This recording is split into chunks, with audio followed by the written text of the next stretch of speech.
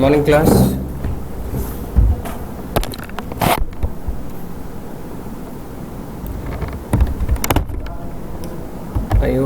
I hope you are able to hear me. We have to quickly finish off endocrinology. We have to catch up with lot of stuff. There's so many sections to cover up, like renal and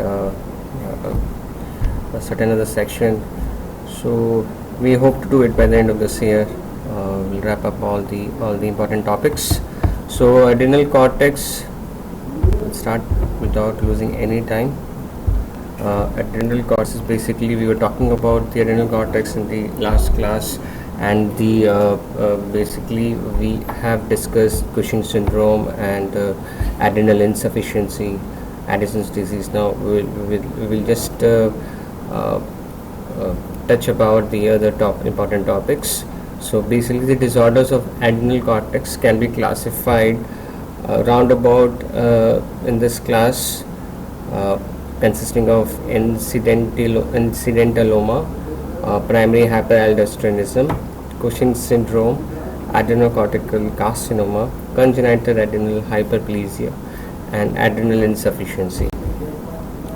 Adrenal hyperfunction, then again we could classify into four distinct syndromes, like Cushing syndrome, where you have excess cortisol levels, and hyperaldosteronism, where excess aldosterone is there, which we'll talk about in this class, and adrenogenital syndrome, with the excess androgen. This will be taken, this thing will be covered in I think obs and gynecology, and then pheochromocytoma will finish off this the whole adrenal gland system by marking of pheochromocytoma. Basically it's a condition with a high catecholamines level.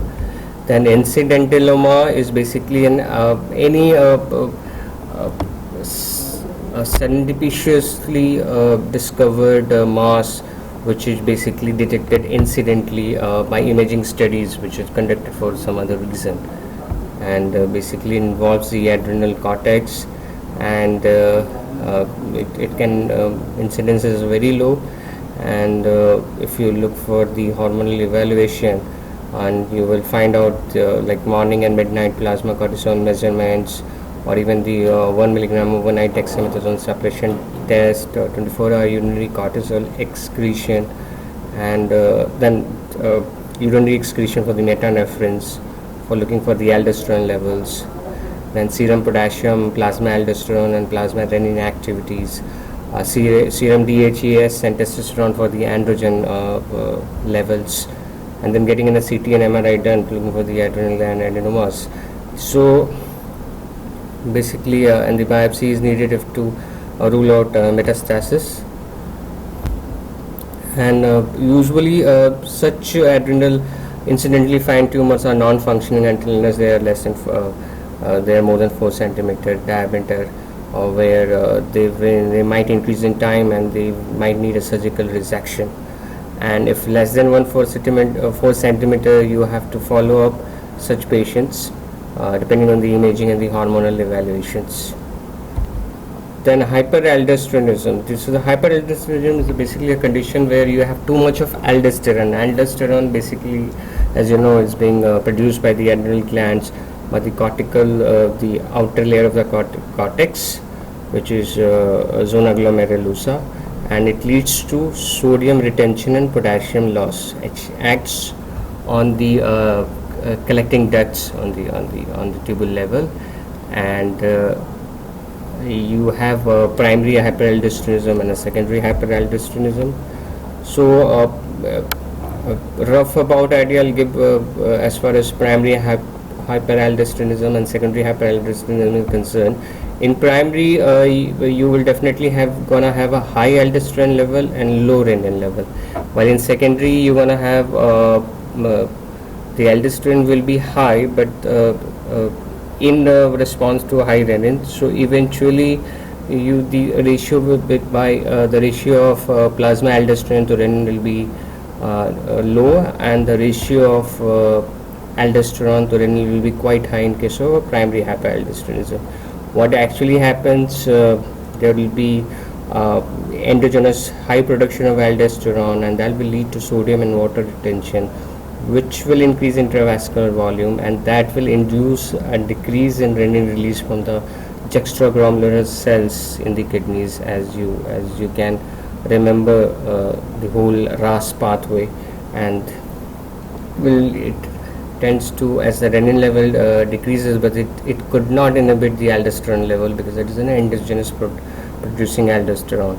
While in case of secondary hyperaldosteronism, as you will see, there are basically a lot many causes, and among the most important cause, it is something called cirrhosis, cardiac failure, congestive cardiac failure, and cirrhosis of liver. So you can remember it like NCC. So that is a very common cause where you will have, because of the increased intravascular volume, you will have increased renin level, and that increased renin level gonna induce increased aldosterone production, and then invariably the aldosterone causes further sodium retention and intravascular volume, and that can lead to pedal edema and several other features, while the pedal edema is absent in cases of primary aldosteronism. Then there is something called pseudo-aldosteronism, which mimics mineralocorticoid excess with a low renin and a low aldosterone level. So primary hyperaldosteronism, talking about the primary hyperaldosteronism, you will see you can have a bilateral adrenal hyperplasia. Usually the adrenal hyperplasia is usually bilateral, and this is the hyperplasia. This is the adrenal gland, this is the kidney, this is the adrenal gland, the CT scan features, and it is basically a micronodular hyperplasia causing autonomous adrenal excess. It is more common than adenoma, and it can be unilateral also, but invariably it is bilateral. Then there is Conn syndrome or adrenal adenoma, which can be mostly unilateral, and it has basically a somatic mutation in the channels which and the enzymes which are responsible for increased sodium and calcium influx in the zona glomerulosa, and that has been identified as a cause for aldosterone producing adenomas, and mostly it is unilateral and around 2 centimeter in diameter. And then you have adrenocortical carcinoma, which is very rare and which is very aggressive, poor survival rates, and it's a functional tumor which is characterized by all the features of all the combined features of Cushing syndrome, virilization, feminization, hyperaldosteronism. Then you have something called glucocorticoid remediable aldosteronism, which is called familial hyperaldosteronism, which is a very rare and autosomal dominant condition. It is basically there is a chimeric gene which is responsible for the sequential changes for the synthesis of glucocorticoid and mineralocorticoid, and so since in this case the aldosterone production is basically regulated more by the ACTH production rather than the renin, and that's why this usually present with the early onset hypertension and strokes. And it is very important to identify, because here the treatment with glucocorticoid will definitely going to suppress the ACTH and hence the aldosterone production. And then the most important topic, the primary hyperaldosteronism, the most common cause for the primary hyperaldosteronism is Conn syndrome. Conn is basically unilateral adenoma, which is characterized by autonomous excessive production of aldosterone by the adrenal glands, and it presents with hypertension, hypokalemia, alkalosis, and renal potassium wasting. We'll see how it all happens. So these main clinical features, you will see there will be loss of potassium as there is increased collection of absorption of sodium on the collecting duct. Then you will find that there will be that will lead to hypokalemia with the excretion of potassium, and that will lead to again muscle weakness. There can be hypokalemic paralysis, and if you in such patient, if you start on diuretics, that will further add to the severity of the hyperkalemia, because the diuresis will act on the more proximal part of the tubules, where that will lead to more sodium delivery to the distal part of the tubule, and where there will be more sodium, so the more sodium absorption, and that in result will lead to more potassium excretion from the distal tubules. And in the sodium retention, that lead to hypertension, as there is a sodium retention and a water retention. There will increase intravascular volume, and the sodium retention further causes vascular and cardiac remodeling, and can lead to increase in cardiac muscle mass and hypertrophy and vascular hyperplasia, and that can lead to refractory hypertension and its complications. Then loss of hydrogen, as the potassium ion is excreted, along with that hydrogen is also excreted to balance as the sodium is absorbed. So in return to the sodium absorption, you have the excretion of potassium and hydrogen to maintain the electrostatic balance. So that will lead to metabolic alkalosis, and that will present as muscle cramps and tetany. Then hypernatremia does not usually occur, because sodium retention is accompanied by concurrent water absorption. Edema is why absent in primary hyperaldosteronism, as we talked about, because despite the volume expansion, there is something called aldosterone escape phenomena, which involves atrial natriuretic peptide, which causes natriuresis. These are stretch receptors on the vessels and the cardiac on the cardiac atria and the certain vessels, where these receptors, due to the increase in intravascular volume, they are stretched, and this causes natriuresis through the distal tubules, and changes, and thus leads to excretion of excess water, and that's why you don't have edema in such cases. And that can lead to, in such cases, you can have polyuria and polydipsia, and that may be the plus added hypokalemia induced nephrogenic diabetes insipidus.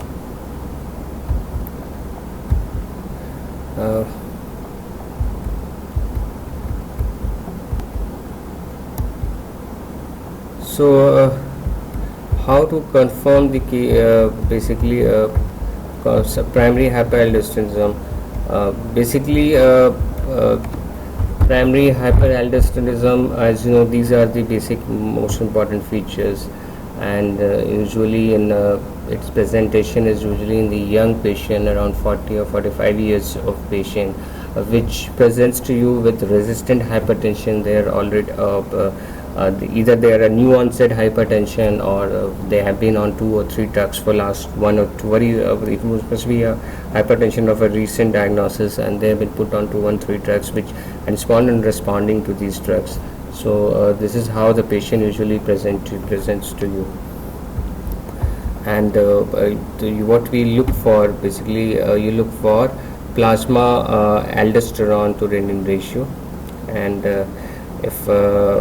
if the plasma aldosterone to renin ratio, because there is increase in plasma aldosterone and renin, if the ratio is higher than 30, usually higher than 15 is also considers to be suspicious, and if the ratio is higher than 30, it is highly suggestive of primary hyperaldosteronism. And in every endocrinal or hormonal deficiency or the syndromes, you have plus one screening test and the one confirmatory test.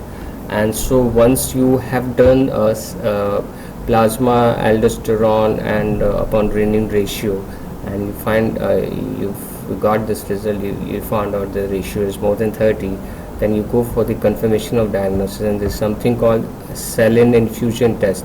So the saline infusion test, you will infuse saline 2 liter of NS over 4 hours, and you test for the serum aldosterone, and there can be oral salt loading test also. If the serum aldosterone, as there will be induction of saline over the 4 hours, that that in normal patient will go on, it tends to suppress the serum aldosterone, but in for this hyperaldosteronism you will have higher level of serum aldosterone. With the oral salt loading test, where you give salt in a tablet form, or even you can give fluorocortisone test, suppression test. We can give 0.1 milligram of fluorocortisone tablets 6 hourly with the salt sodium chloride for 8 hourly for 4 days, and then you test for the serum aldosterone. And the fine cut scanning of the adrenal region is the diagnosis of choice, where you will easily be able to identify large tumors, and the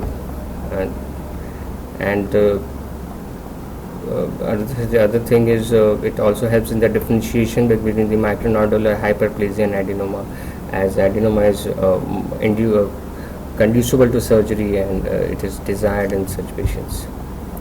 So a non-contrast CT, where you will have unilateral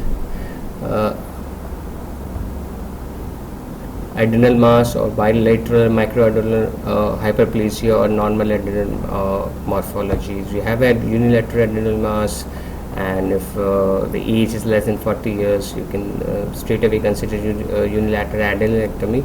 But if the age is high, you can still go for the adenectomy, or you can do something called adrenal venous sampling, where after catheterization of the adrenal veins on the both right and the left side, you try to measure the serum aldosterone level, and wherever the levels are enormously high, you go for the unilateral adenectomy. And if that is negative, then you can consider medical management. And if for bilateral micronodular hyperplasia, the absolute treatment is medical management, and in the form of aldosterone antagonist or amiloride. The importance is the aldosterone antagonist, it acts on the distal convoluted tubules, and even the amiloride acts on the sodium channel on the distal collecting duct. So this is how they act on the distal convoluted tubules on the different channels, and so they can use as a medical management in cases of bilateral micronodular hyperplasia. So they will inhibit sodium absorption and the water absorption, and will lead to control of blood pressure. In the normal adrenal morphology, you will then look for a screen for the something called glucocorticoid remediable aldosteronism, which we talked about, and which is positive. Here the treatment is dexamethasone for 0.125 to 0.5 milligram per day. And if it's negative, then you can continue with the medical management for the hypertension or the resistant hypertension. And incidentoma, again I said, if you look for, if it's a functionally active tumor, you will go for the surgery. You will keep look for the several hormone levels, and you keep monitoring the hormone levels, and you get a CT scan done. And FNSC can be tried if there is suspicion of malignancy, or otherwise you can even on suspicion you can go for the surgery. Secondary hyperaldosteronism, as we talked about, the increased adrenal production of aldosterone, which is in response to non-pituitary extra-adrenal stimuli, and increased renin secretion will be there, and it is more common than primary aldosterone, and it's very common because you have as I talked about the acronym NCC, which stands for chronic cardiac failure and cirrhosis and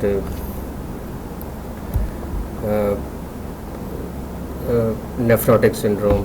So in these cases you will have this is a very common scenario, and as you will find secondary hyperaldosteronism very common in these patients. And then the other less common causes are sodium losing nephritis, or renin secreting tumors, or renal artery stenosis. So then there is a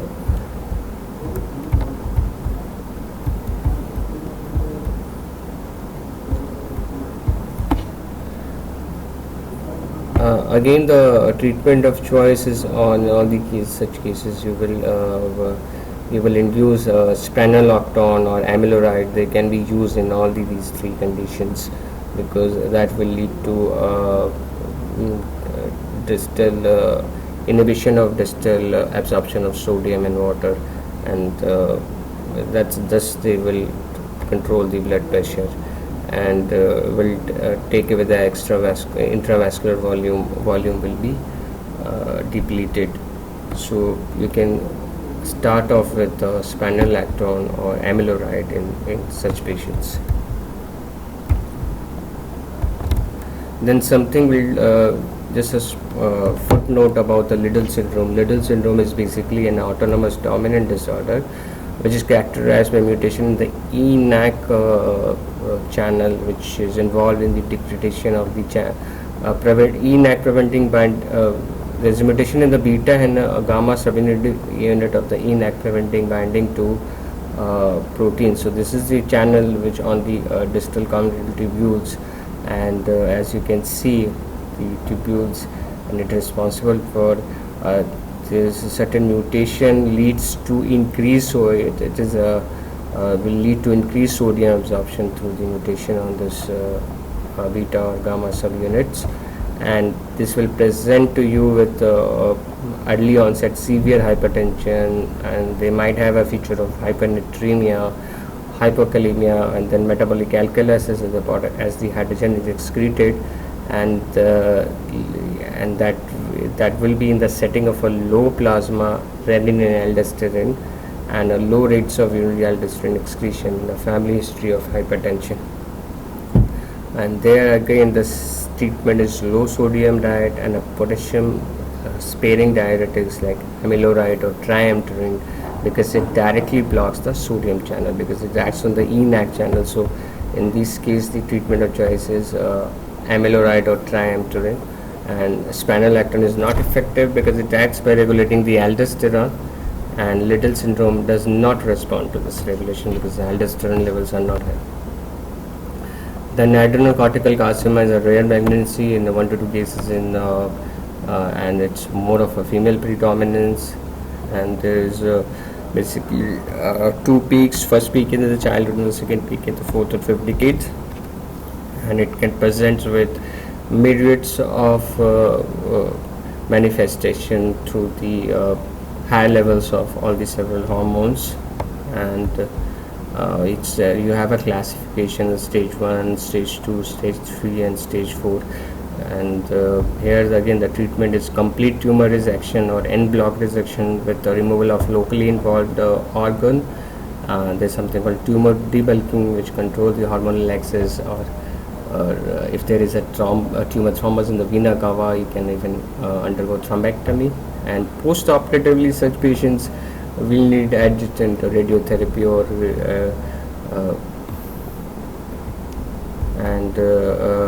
metotane alone or in combination with etoposide, doxorubicin or cisplatin, and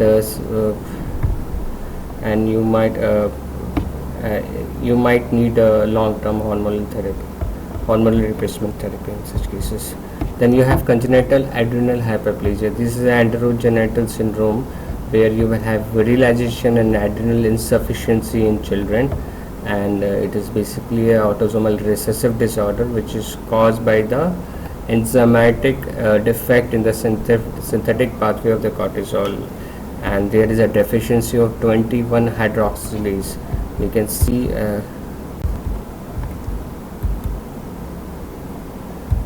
as you will go back, as we remember the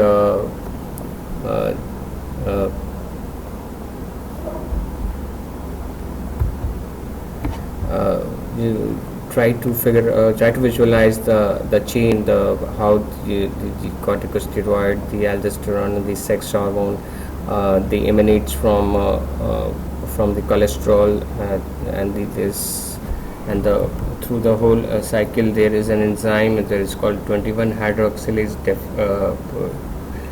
which is responsible for conversion of pregnenolone to corticosterone and aldosterone, and once there is in deficiency of 21 hydroxylase, so the that will lead to more towards the manufacture of more of androgens. There will lead to androgen excess, and there will be inhibition of mineral corticoid and corticosteroid production. So common signs are hypertension and short stature, and since you have a deficiency of corticosterone and mineral corticoids, the treatment will be replacement cortisol and fludrocortisone. And if there is a large hypoplastic adrenals, you even consider removing the tumor.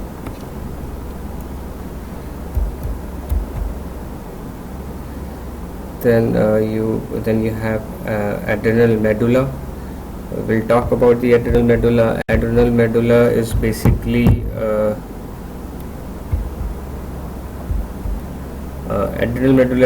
formed by two types of chromaffin cells. Medulla, it have adrenal secreting. Basically, it numerologically derived from the neural crest cells, and it secretes catecholamines, which forms a part of autonomic nervous system. And the chromaffin cells are basically very vascular, and they are again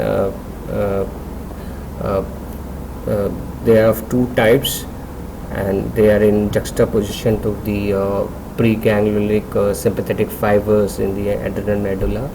And the out here they secrete, you have a 90% of adrenal secreting cells and 10% of non-adrenal secreting cells, while in pheochromocytoma you will find out that you will have higher percentage of non-adrenal secreting cells. Then these chromaffin cells, they are juxtaposition to these preganglionic sympathetic fibers, and these hormones, they are secreted directly into the capillaries.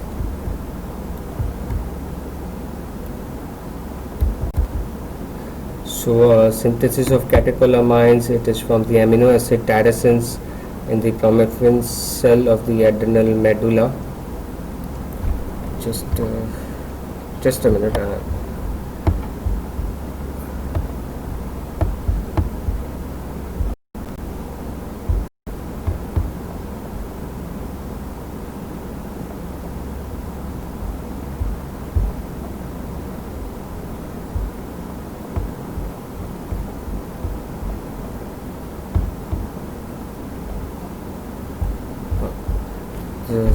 We were losing certain slides, so I have changed the basically the design.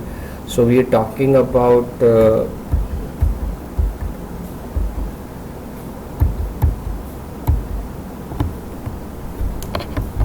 I'm missing something.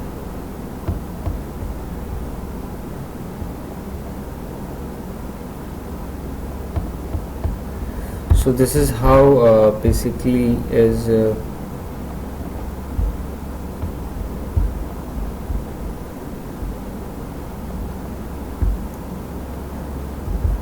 okay, we'll talk about catecholamines. You'll see basically these catecholamines, they are made from tyrosine. This tyrosine is the precursor of production of catecholamines. These are basically from the blood. They are being actively taken by the chromaffin cells in the adrenal medulla, and this it undergoes various conversion through the assistance from the certain enzymes, and will lead to dopamine, and that dopamine invariably gonna release gets converted into noradrenaline and adrenaline. So this is the whole pathway, and you will find out that is 85% of the noradrenaline is taken up by the sympathetic adrenergic neurons, and the remaining 50% are degraded. So the functions of these hormones secreted by the adrenal gland, this is basically fight or flight response, a part of autonomic sympathetic nervous system, and these are basically manufactured by the adrenal gland as well as by the sympathetic ganglions. So these are adrenal medulla that secretes adrenaline and noradrenaline, and a higher percentage of adrenaline. What is important is adrenaline boosts the supply of oxygen and glucose to the brain and the muscles, and that leads to increase in heart rate. Especially, it's a very important action, and stroke volume. So it's a chronotropic as well as inotropic action, and it causes vasodilation through acting on the beta receptors, and it increases catalysis of the glycogen in liver and breakdown of lipids in the fat cells, redistribution of fat, and then catalysis of the glycogen, and also leads to increase in blood sugar level. It dilates the pupils, and it suppresses the non-emergency bodily process like digestion and all, and suppresses the immune system. Then on the other hand, the norepinephrine or the noradrenaline, it again increases the heart rate and the stroke volume, but the main predominant action is vasoconstriction, generalized vasoconstriction. It's more action on the alpha cells at it, and increases blood pressure, and then redistribution of the fat cells, and increases skeletal muscles readiness, and it also responsible for gluconeogenesis. Mostly you can see is a very important chart. We will see on the receptor types are alpha 1, alpha 2, beta 1, beta 2 receptor types, and basically epinephrine acts strongly on the beta 2 types or beta 2 receptors, and norepinephrine have a more of alpha receptor actions.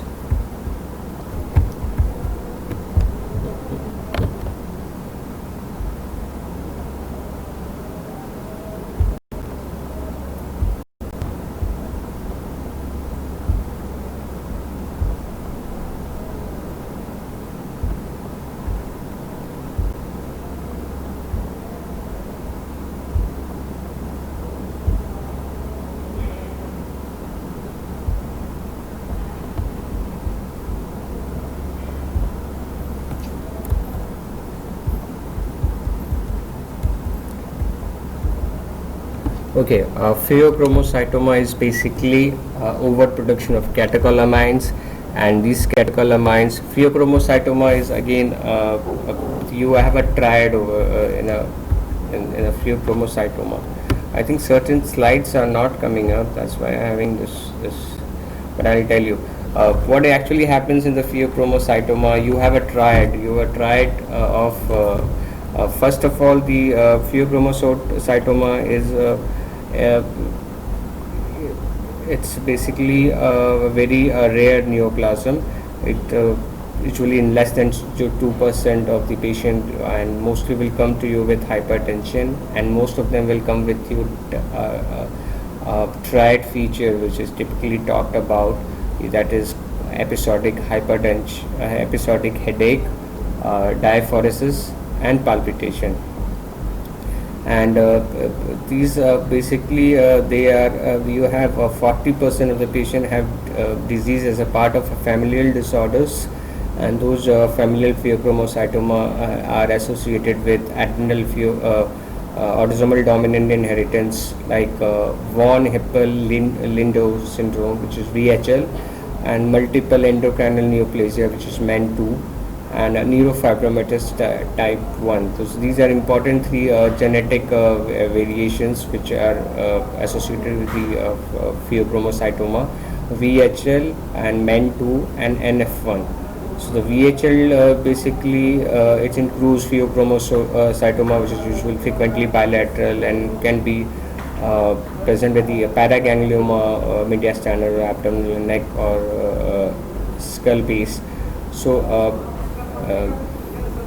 paraganglioma is nothing but again they are also related from the neural crystals, and they are basically the ganglions juxtaposition to the sympathetic or the parasympathetic ganglion, and it can be associated with hemangioblastoma of a cerebellum or a brainstem, or retinal angioma, or clear cell renal cell carcinoma, even your pancreatic neuroendocrine tumor.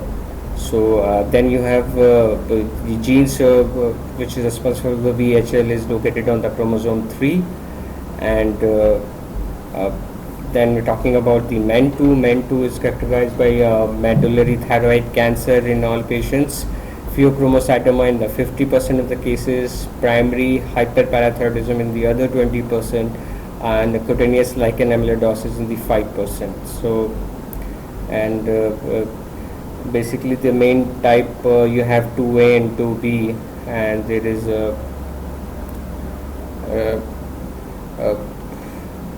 mostly the men associated tumors are basically the pathological variants in the red proteins intracellular domains. So then talking about MEN2 patients are more symptomatic than high and with a higher incidence of hypertension, which is basically a paroxysmal and a constant hypertension. And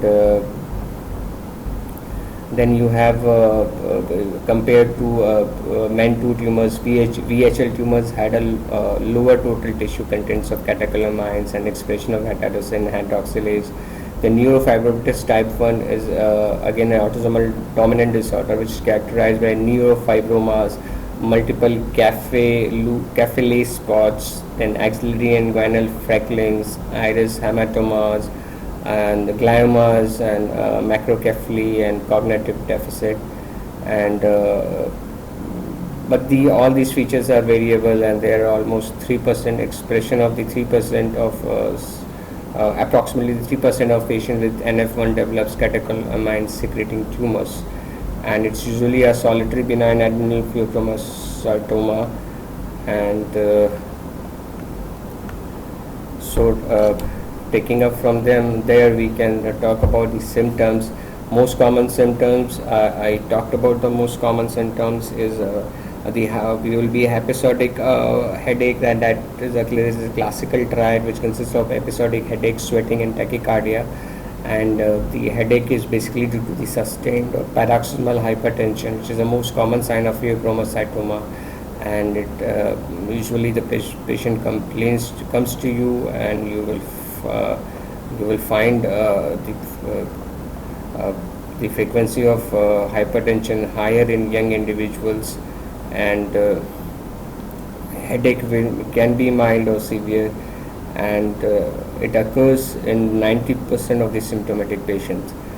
Then there will be a diaphoresis or increased sweating, which may be up to 60 to 70% of the symptomatic patient, and it will be accompanied with tremors or pallor or dyspnea or generalized weakness, which is very common in this, and there can be something analogous to panic attack type syndrome. And there can be orthostatic hypotension, orthostatic hypertension, which will reflect a low plasma volume, which comes to you with polyuria or polydipsia, weight loss, visual blurring. And rarely pheochromocytoma has been associated with cardiomyopathy due to catecholamine excess, which is almost similar to the stress-induced cardiomyopathy. This is Takasubu's cardiomyopathy. And usually these patients of pheochromocytoma, they have paroxysmal elevation in the blood pressure, usually during certain diagnostic procedures like colonoscopy or induction of anesthesia or surgery or certain foods, or while they are put on certain drugs like beta blockers can precipitate features of hypertension in cases of pheochromocytoma. So then there will be abnormalities in carbohydrate metabolism with insulin resistance and impaired glucose tolerance and apparent type 2 diabetes. So there will be symptoms of pheochromocytoma is basically caused by the tumoral hypersecretion of one or the combination of the following catecholamines in the form of norepinephrine or epinephrine or dopamine, and there is increased central sympathetic activities. And the other two rare representation of pheochromocytoma, as we talked about, will be epinephrine can present with episodic hypotension, and it acts on the beta receptor. There can be vasodilation on the periphery, and so hypotension can occur in such patients. And these less common symptoms are anxiety, abdominal pain, constipation, and tensional weight loss. So this is the basically the symptom wise you can see hyper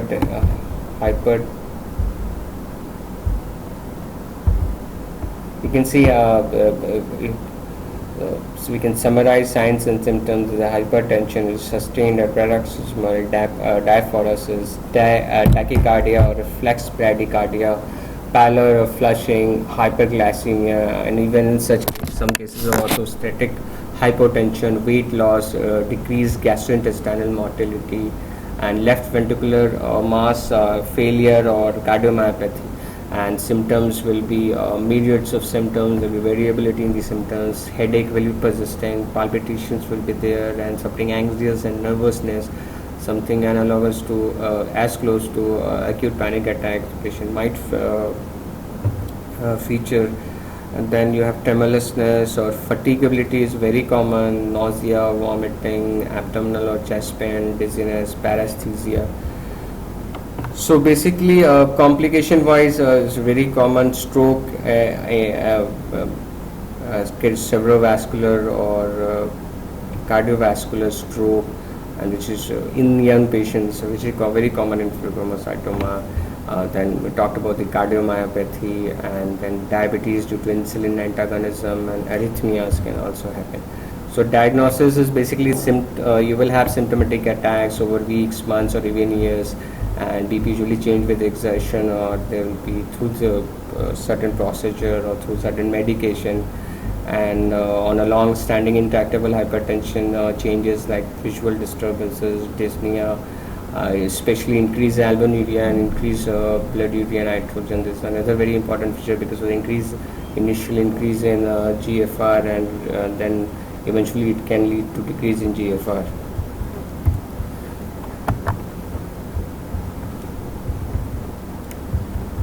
Then investigation wise, you will look for the 24-hour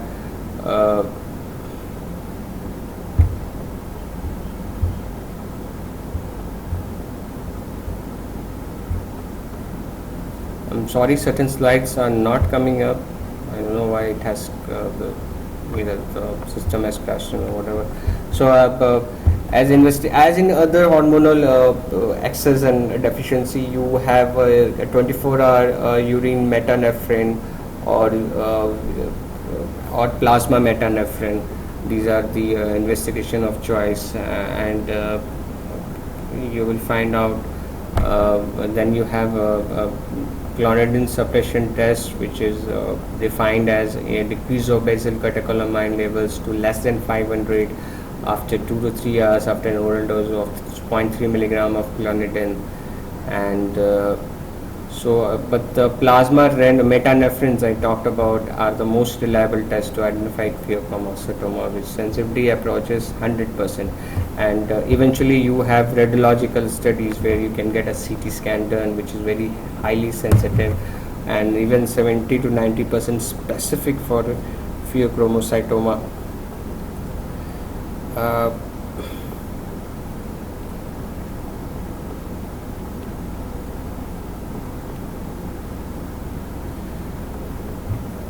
Usually we in a patient of pheochromocytoma with a low risk, we initially screen for 24-hour urinary fraction catecholamines and metanephrines, and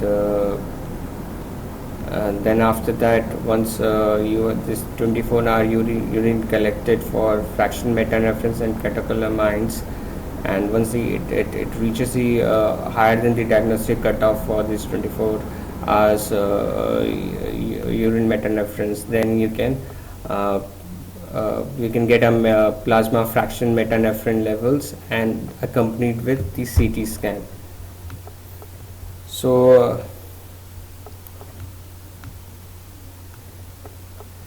So CT scan is basically the investigation of choice, and you can see the images might include there's something called organ of Jucker-Land, which is nothing but paragangliomas collection of which can also secrete will be not as much as the catecholamine secreted by the chromaffin cells in the medulla, and it provide a very functional information, and but MRI scans are supposed to be more sensitive and almost 100% specific pheochromocytoma, and usually you use a gadolinium enhanced MRI, and basically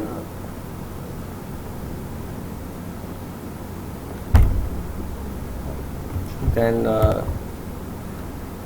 there is something you have to remember. This is a very important MCQ point. You have something called MIBG, which is meta-iodobenzyl guanidine, which is taken up and constituted by vesicles in the adrenal medulla cells, because the structure is similar to norepinephrine, while the normal medullary tissue does not take up appreciable MIBG. So the 131 iodine radiolabel MIG is therefore useful for localizing pheochromocytoma, and this MIBG is its a highest specificity for the diagnosis of pheochromocytoma. So even when CT and MRI are negative, you can get this imaging done, and it is very highly specific and a diagnostic of pheochromocytoma, in spite of patients having a missing diagnosis on MRI and CT. You can diagnose. But the important is these MIBG should be corroborated with other findings when you have to look for you have to plan a surgery or something for such patients.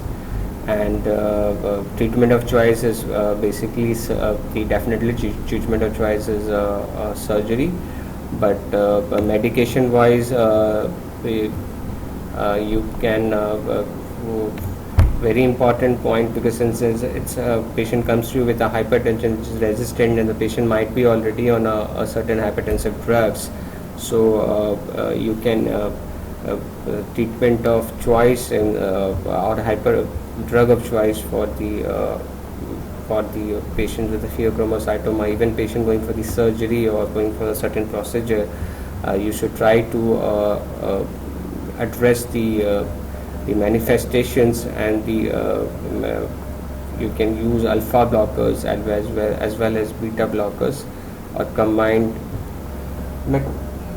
Hello. And medical where you can use alpha blockers is basically alpha adrenergic blocking agents, and they relaxes muscles and keeps the blood vessel open. As we know, the norepinephrine has a more of stimulating muscles of the small arteries and veins, and more of generalized vasoconstricting activities. So blocking this effect will lead to improves in blood flow and to lower the blood pressure. And to example of certain such alpha blockers are phenoxybenzamine, which is a treatment drug of choice, doxazocin and prazosin and terazosin. And then after only initiating alpha blocker, you can go on to the beta blockers, such as beta adrenergic blocker. They work by blocking the hormonal effect of the norepinephrine, and their action is basically to slow down. They have a more of a slow down the cardiac activity and the palpitation point of view, and so you should never start beta blockers first, because that will lead to a blockade of the vasodilatory peripheral beta adrenergic receptors, and that will, with unopposed alpha adrenergic receptor stimulation, can lead to further elevation in blood pressure. So the beta blocker always is an add-on to alpha blocker, and it's more of a blood pressure, more of it is more of a cardioprotective and to address the palpitations and other side effects rather than blood pressure control. So it is add-on to the alpha blockers, and examples of beta blockers are atenolol, metoprolol, and propranolol. And so the alpha blockers are used first, and when blood pressure is low, beta blocker can help in control of the heartbeats, and these are basically used in preparation for surgery. So the definitive choice is surgery. And other things you can know about pheochromocytoma: you should use the low salt diet, and calcium channel blocker can be used along with these alpha blockers and beta blockers. Like nicardipine and amlodipine are the most commonly used calcium channel blocker in this setting. And then there's something called metadosine, which can also be used, which inhibits catecholamine synthesis, and but it has to be used with caution because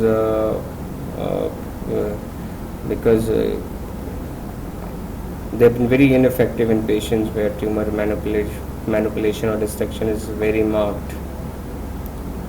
So perioperative, we can use alpha and beta blocker, and treatment of choice is again adrenalectomy. Adrenalectomy is where you have the laparoscopic approach to the adrenal gland, and where adrenal pheochromocytoma, which with no malignant features or radiologically, you can laparoscopically remove the mass.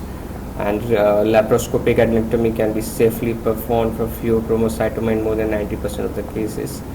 And where you have paragangliomas, then you can also you can have an open operation for pheochromocytoma or abdominal paragangliomas or a pheochromocytoma, which is technically difficult to access through the laparoscope. So that is all for the pheochromocytoma. I'm sorry, certain slides are missing out, but all that I can, if there is any query, you should let me know. And very important topic, parathyroid hormone, will take up in the next class. So we'll try to wrap up the endocrinal section, while the androgen section, there's the sex steroids that will be taken up in obs and gynecology, hopefully. And hopefully you this was a good learning experience for you. So talking about aldosteronism, the Conn syndrome, and pheochromocytoma. It's very extensive topic, but at your level, I think this is all that we need to cover. Thank you, class. If anything else you want me to, you have any query, you should let me know. I understand it's not easy to understand all the concept at the same time, because I have to be very